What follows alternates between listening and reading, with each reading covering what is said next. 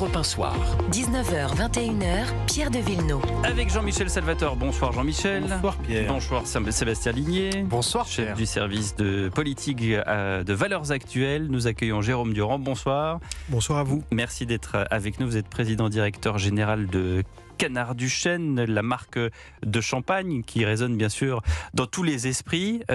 Aujourd'hui, le champagne, ce qu'on dit souvent autour du champagne, c'est qu'il a beaucoup augmenté en prix.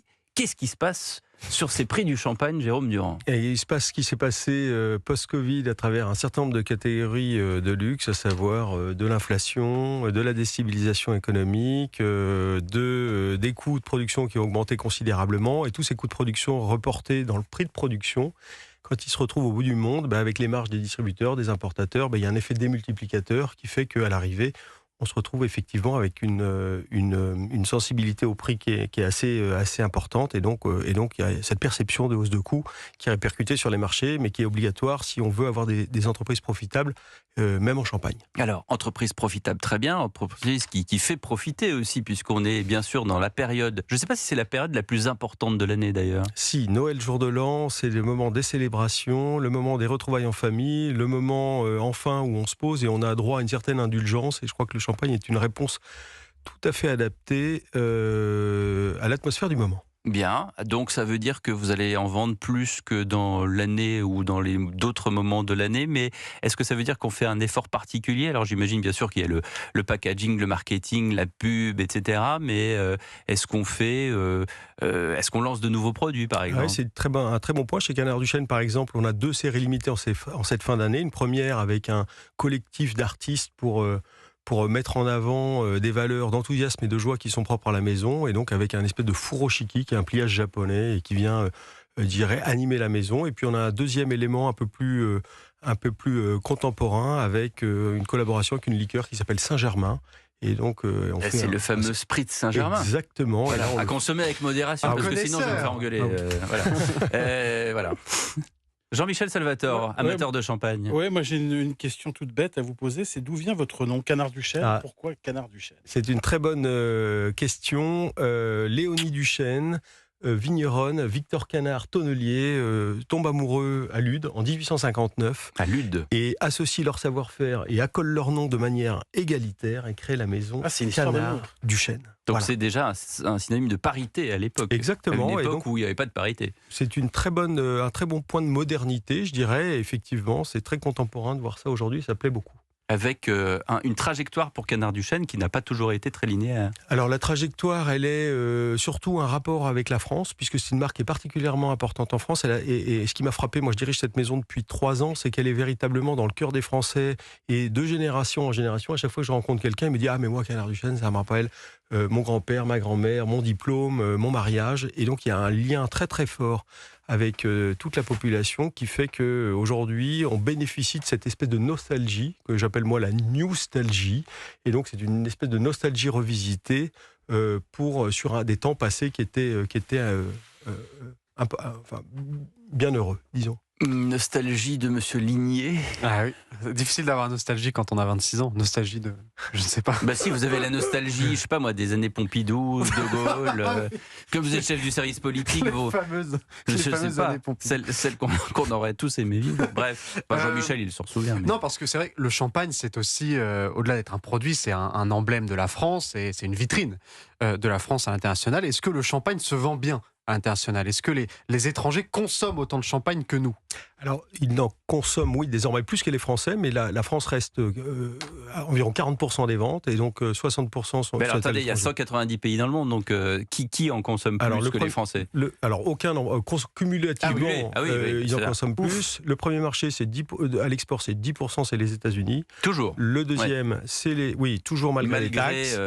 Monsieur Trump et ses droits de douane. Les effets des taxes ont été effectivement, les taxes ont anticipé des livraisons qui ont été faites au mois de juin, et puis depuis, on vit un peu sur ces stocks, et donc on n'a pas encore considérablement l'effet des taxes sur les prix américains. Donc on verra ça en ce moment et en début d'année. Le deuxième marché, c'est l'Angleterre, qui a toujours été un friand de champagne. Et puis après... pas que grâce à Winston Churchill. Alors, pas que grâce à Winston Churchill, mais les Anglais ont toujours été brillants dans la commercialisation des bons produits français, que ce soit le cognac, le champagne. Ils l'ont fait aussi pour le Porto et pour les vins de Bordeaux. Oui, Churchill qui déjeunait avec le roi George VI, qui lui demandait comment est-ce que vous faites pour descendre une bouteille de champagne par déjeuner, et l'autre lui répond practice. À consommer avec modération, je disais. Jean-Michel. Oui, alors puisqu'on parle d'export, je voudrais savoir un petit peu ce que vous pensez du traité du Mercosur. Est-ce que vous y êtes favorable? Est-ce que ça peut vous profiter? Alors c'est une bonne question, assez technique. Moi, ce que je trouve un petit peu étonnant les agriculteurs vous sur écoutent, le sujet, non, mais je pense que les agriculteurs ont probablement raison de se mobiliser sur ces sujets-là. Ce qui est étonnant, c'est qu'on a besoin de souveraineté aujourd'hui et que c'est un traité dont on a commencé à parler en 99. Et la veille de la signature, il faut tout arrêter. Donc c'est quand même un peu déroutant et j'ai l'impression qu'on ne peut pas, nous, entreprises, être gérées avec des politiques qui soient aussi imprévisibles, erratiques, que ce soit au niveau réglementaire, que ce soit au niveau fiscal.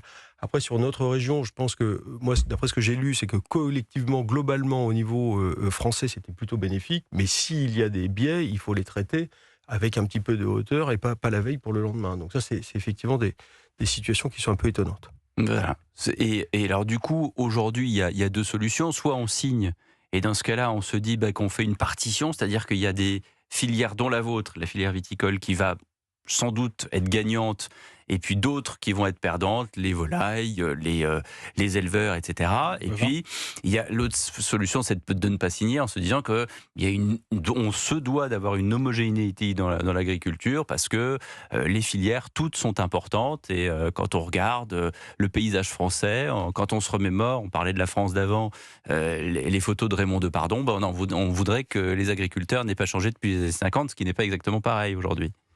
Oui, j'ai pas la solution à ce sujet complexe, mais je crois que c'est un sujet qui est évidemment politique. Pour la filière vin, des marchés comme le Brésil, le Mexique sont des marchés qui, sans taxes, évidemment, seraient bénéfiques pour nos développements. Mais quand on connaît les chances depuis 20 ans, c'est important de traiter les syndromes peut-être un petit peu avant. Voilà. Alors, on consomme toujours du vin et du champagne en France, malgré des habitudes qui sont nouvelles, par exemple au déjeuner, où plus personne ne boit rien, on boit de l'eau pétillante. D'accord, on découvre toute une gamme d'eau pétillantes différentes, de différentes régions. C'est super, les eaux pétillantes. Quel âge avez-vous déjà? 26 ans. C'est ça. Non, mais d'ailleurs, c'est vrai que les jeunes consomment de moins en moins d'alcool. Moi, je sais ça avait une conséquence sur votre chiffre. Je pense qu'ils consomment différemment. D'après ce qu'on comprend, c'est qu'il y a moins d'excès. Donc ça, c'est quelque chose qui est tout à fait positif. En revanche, il y a toujours autant de curiosité. Ça, c'est aussi toujours positif. Nous, on se situe un petit peu dans le haut du panier avec le champagne. Et donc, on est ravis de pouvoir profiter de ces produits qui apportent avec modération de la joie, de la fête, de la célébration, des très jolies associations aussi avec des mets et des plats. Voilà, donc je ne crois pas qu'il y ait une déconsommation, je dirais, très importante en termes de quantité, mais plus en termes d'usage. Voilà, donc les usages sont plus maîtrisés, ça c'est une très bonne chose. Jean-Michel. Alors, je vais jouer peut-être un peu les rabat-joie, mais c'est vrai qu'on vit une période difficile en ce moment avec une vraie crise du pouvoir d'achat. Avec un moral des Français qui est plutôt en berne. Est-ce que l'on peut dire que les ventes de champagne sont indexées sur le moral des Français ? Alors écoutez, j'espère pas, parce que d'après ce que je vois et je lis, effectivement, j'ai l'impression que le moral n'est pas très bon, mais au contraire, je pense que c'est un produit d'indulgence. J'ai fait la tournée des marchés avec les équipes depuis quelques semaines, puisqu'on prépare les fins d'année, et je pense que les personnes se disent, j'y ai droit, c'est bientôt la fin du monde, et donc j'ai encore le droit de me faire un petit plaisir, et une bouteille de champagne à 30 ou 35 euros. Un dernier verre. Et bien effectivement, non mais voilà, je pense qu'il faut se dire aussi que ça fait partie de la culture des Français, et la symbolique liée au champagne, et je pense tout à fait nécessaire en ce moment. Alors le champagne, très bien, mais le champagne, quelle couleur? Parce qu'aujourd'hui, il y a du champagne blanc de blanc, il y a du blanc de noir, il y a du rosé, il y a du demi-sec, il y a toutes sortes de champagne aujourd'hui. Je vois que vous êtes expert. Chez nous, le roi, chez Canard du Chêne, c'est l'iconique blanc de noir, et donc on est au royaume du... Alors le blanc de noir, c'est quand même, pardonnez-moi, une niche. Moi, j'adore ça personnellement, mais enfin, c'est quand même pas le champagne le plus vendu. C'est pas le plus vendu, mais il commence à monter. Il y a une vraie séduction sur le modèle. Alors on explique ce que c'est déjà un blanc de noir. Alors un blanc de noir, c'est un champagne qui est élaboré exclusivement à partir de pinot noir ou pinot meunier, c'est-à-dire des raisins à chair blanche et à peau noire, et qui donnent un vin blanc, mais donc à partir de raisins qu'on voit noirs. Et donc ces vins sont généralement... au blanc de blanc qui est que du chardonnay, je crois. Exactement, Ah. Je vois que vous êtes très expert, et donc contrairement au chardonnay... Je me suis renseigné avant de votre venue, c'est qu'on bosse les interviews, on n'est pas non plus... Bravo, je vous félicite. Et donc effectivement, les blancs de noir donne des vins qui sont plus aromatiques, qui sont une jolie sapidité, qui sont assez riches et donc qui sont de plus en plus appréciés. Voilà, donc c'est le style de la Maison Canard du Chêne et donc je suis très heureux que vous préfériez ce style-là. Alors, blanc de noir, rosé, blanc de blanc, qu'importe, mais où est-ce qu'ils les achètent, les champagnes, les Français ? Alors, ils les achètent en majorité en grande distribution. En majorité en grande distribution. Sur les 120 millions de bouteilles, si vous voulez, il y en a 25 qui sont vendues en grande distribution. Et après, il y en a 95 millions qui sont vendus soit par des vignerons, à peu près 20-25 millions par des vignerons indépendants. Et puis après, vous avez une soixantaine de millions qui sont en café, bar, hôtel, restaurant et ou ce qu'on appelle le B2B, business to business. Si vous avez des entreprises et vous souhaitez faire des cadeaux, c'est ce qui se fait beaucoup. Vous achetez du champagne pour offrir. Mais on achète plus dans une grande surface que chez les cavistes. Alors, le caviste, c'est un circuit qui est tout à fait important aussi.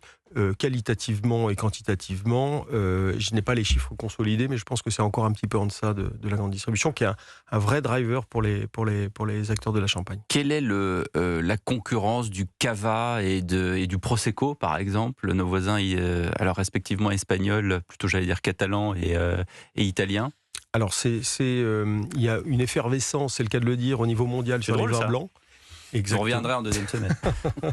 Et il y a une vraie effervescence sur les vins effervescents partout dans le monde, aux États-Unis, en Argentine, en Espagne, en Italie, et ainsi de suite, à travers les cocktails, à travers des appellations régionales. Et donc, ça crée un piédestal, je pense, sur la catégorie. Et là-dessus, disons que le champagne est le roi des vins et le vin des rois, et donc il est un peu au-dessus. Si la pyramide grandit, il grandit aussi. Donc on le prend avec beaucoup d'intérêt, notamment sur des marchés émergents comme la Chine, qui étaient historiquement pas des marchés de vin blanc et ou vin effervescent. Et en l'occurrence, là, si ça se développe à la base, la Champagne... Les Chinois, ils aiment le champagne ? Ça reste un tout petit marché. 1 million de bouteilles en Chine, 1 million de bouteilles à Hong Kong, sur les à peu près environ 300 millions de bouteilles que l'on vend par an. Donc ça reste encore mesuré. Ça sera peut-être un relais de croissance. Combien vous avez dit par an chez Canard du Chêne ? En termes de quantité, oui. Combien de bouteilles par an ? On fait 1% de la Champagne à peu près. Donc 1% de la Champagne. On se considère comme une petite maison. Petite maison par rapport aux grandes machines. Grandes machines. Je pense pas qu'il y a de grandes machines. Non. Je pense qu'il y a des grands metteurs en marché, mais chaque maison et chaque marque reste à des tailles, je pense, assez raisonnables par rapport à la surface de l'appellation et par rapport à la taille des marchés mondiaux. Merci beaucoup Jérôme Durand. Juste une petite indication de prix, vos champagnes vont à la bouteille en distribution de combien à combien à peu près ? Alors ils sont de 25 à 150 € en fonction des circuits de distribution et des qualités. Merci beaucoup Jérôme Durand, à consommer bien sûr avec modération, on le dira comme ça, tout le monde sera content. Président directeur général de Canard du Chêne.